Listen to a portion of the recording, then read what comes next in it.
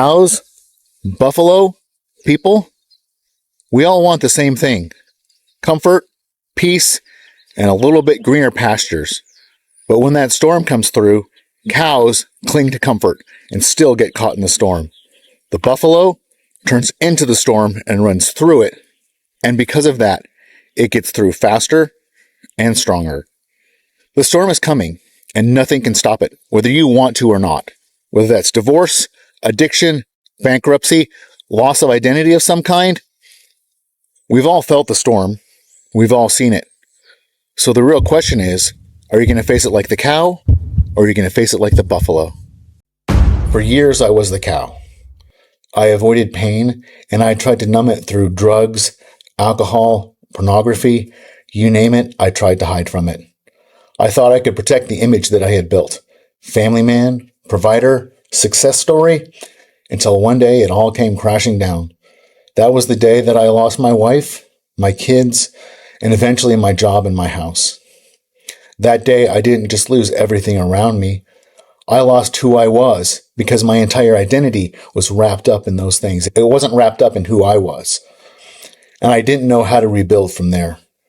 But what I have learned since then is that the path back to identity doesn't come through comfort. It comes through facing pain with purpose. It comes through facing life like a buffalo. So we're going to start with a story. This started last week. On Tuesday, I woke up with this gnawing pain in the pit of my stomach. You know, the kind of pain where you're not sure whether it was something you ate, something you drank, or you're coming down with a bug. It just sat there all day. And as I went through the day, I narrowed it down to this idea that it felt like, to me, my body felt like the world was about to end, like something terrible was about to happen. Now, I've had that feeling before, and sometimes something terrible happens, and sometimes it doesn't. Sometimes it's just an overactive nervous system. But this one wouldn't go away. And so what did I do? I got up, I went to the gym, I went to the office, I treated patients, I interacted with people all day, but every single time there was a moment of rest or peace, that feeling came welling back up inside me, and it would just sit in the back of my head and just throughout my body. Over the last few years, I've learned to not just rely on myself when those kind of circumstances come up. And so I reached out to a group of my friends online in a chat, and I explained to them what was going on. And they gave me various and assorted pieces of advice, but the one that stuck with me said, Andrew, where is that coming from? Where do you feel it? And he wasn't just talking about some metaphysical feeling. He was talking about where in your body do you feel it? Is it in your head? Is it in your heart? Is it in your gut? And one of the things I've learned over the course of the last few years is that there is power in being able to do that, because you can help identify whether it's a mental thing, an emotional thing, a physical thing. It helps to just take some time to think through those things. So I went back to my office and I just got quiet. And I started to just think through where it is that I was feeling that feeling, and trying to really analyze where it was coming from. And yeah, some of it was up here for sure. Some of it was I was thinking through it too much. But then as I isolated it even further, I realized that it wasn't exactly in my heart, and it wasn't exactly in my gut either. It kind of felt like it was in between. And if you know anything about anatomy, and since I'm a doctor, I kind of do, what the space between your heart and your gut is your diaphragm. And your diaphragm is hugely responsible for breathing. And so I kind of just went, you know what? I'm just going to take a few minutes and I'm going to breathe. And there's a practice that I learned a few years ago. It's called circle breathing. And if you don't know what that is, I'll explain it a little bit. So circle breathing is the idea that you're breathing in for a count of 3, you're holding it for a count of 3, and you're breathing out for a count of 3, and you're holding it out for a count of 3. It's basically the idea of intentional, focused inhaling, holding, exhaling, holding. And what it does is it calms your brain down, it calms your nervous system down, it decreases your blood pressure, it decreases your heart rate. And what it did for me was it calmed my mind.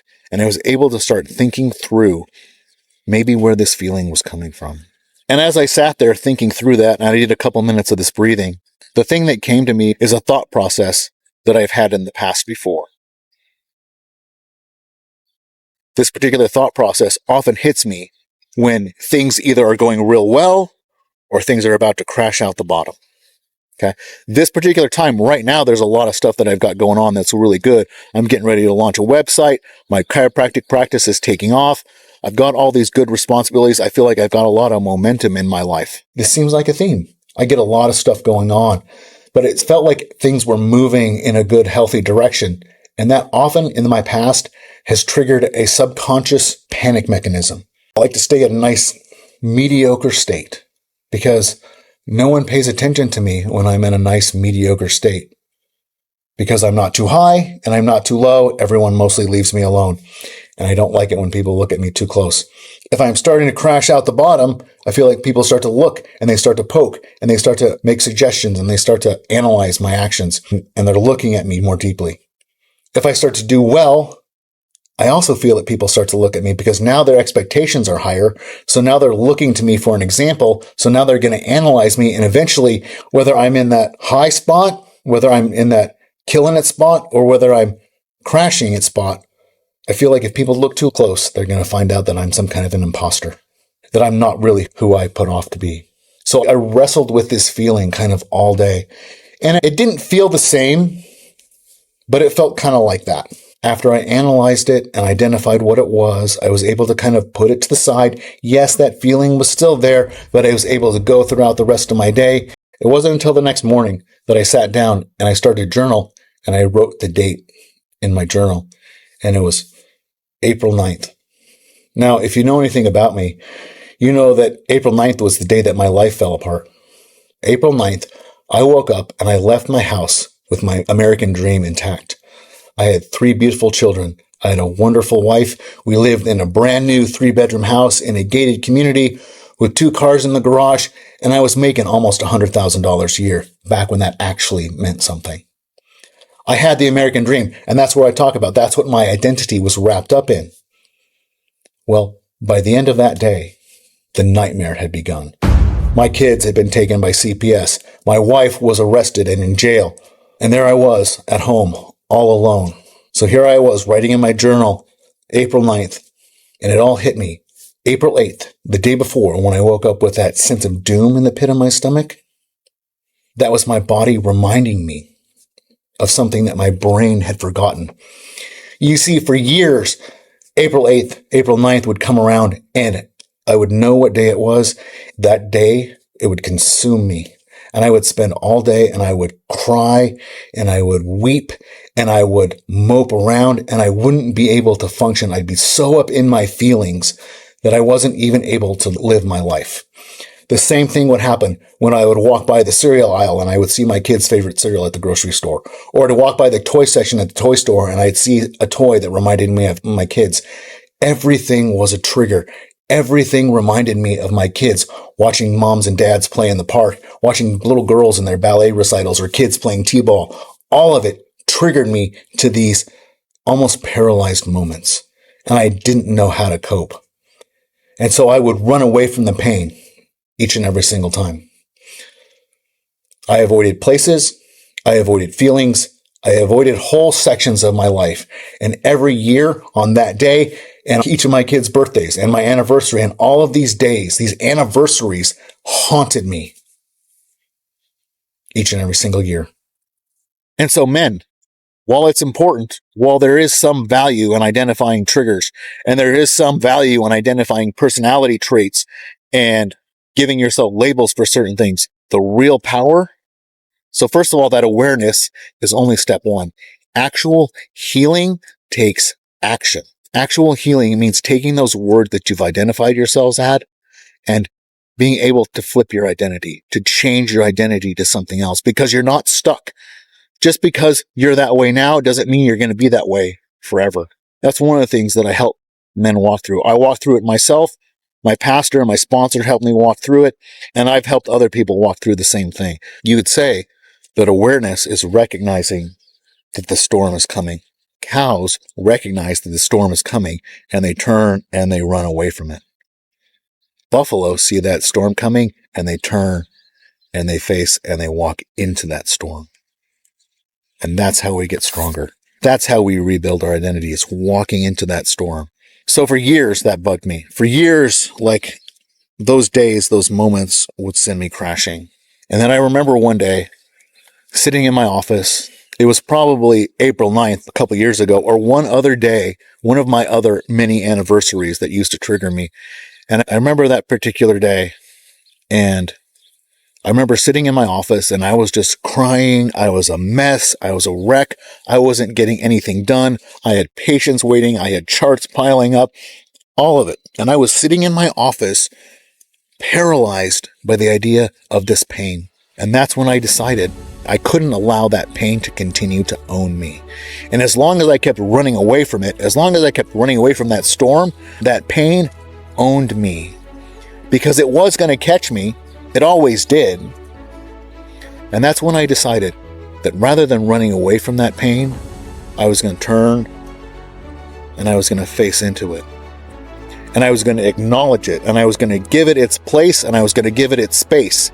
And I was going to say, I see you, but you don't own me.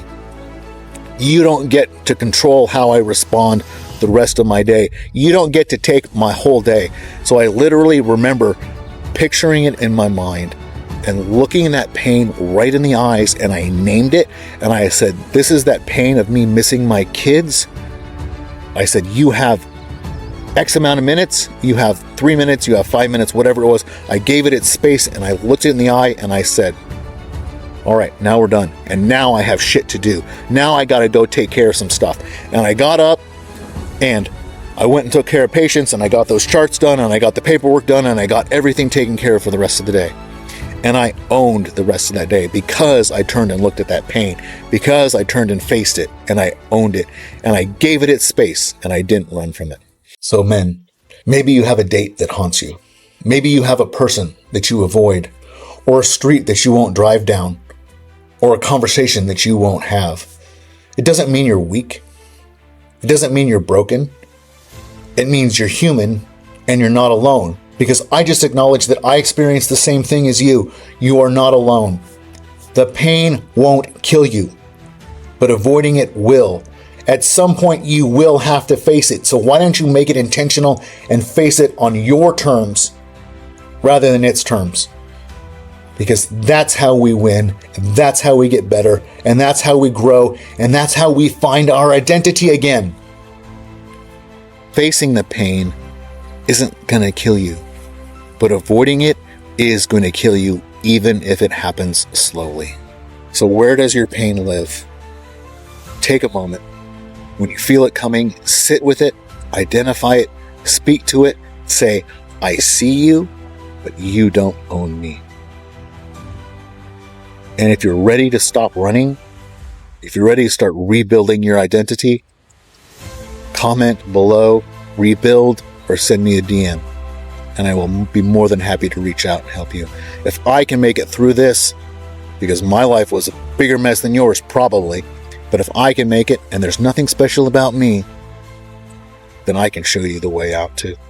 Finally, and if you like this message, click the like button, share it with someone who needs it. I guarantee you know someone who needs it, even if it's not you. But if this hits home, watch this next video. Shame will kill you if you let it. And be the buffalo. So if you like this content, please give it a rating, a review, and share it with your friends. Also, if you'd like to learn a little bit more about me and what I'm all about and what I can maybe do for you, check out my website at thedangerousgentleman.org. That's thedangerousgentleman.org. Thank you for listening.